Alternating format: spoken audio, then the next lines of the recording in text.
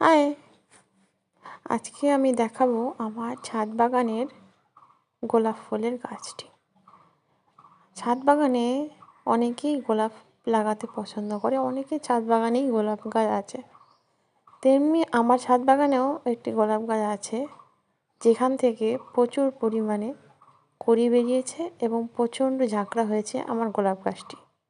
দেখতেই পাচ্ছেন একটি জায়গা থেকে কতগুলো কড়ি বেরিয়েছে। আর এই গোলাপ গাছটিতে আমি কাটিং করে দিয়েছিলাম বেশি পরিমাণে ফুল পাওয়ার জন্য। তো এখন দেখতেই পাচ্ছেন যে কী পরিমাণ কড়ি হয়েছে। একটা জায়গা থেকেই 2-3টে করে কড়ি হয়েছে। আর এই গোলাপ গাছটি 2টি কালারের হয়েছে।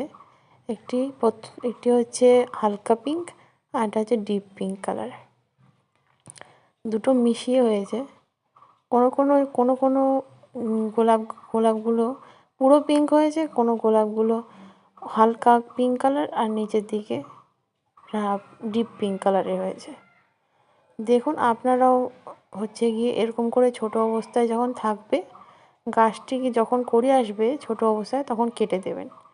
আর একটা গাছ, এটা আমার ছাদ বাগানে, এটার নামটি কমেন্টে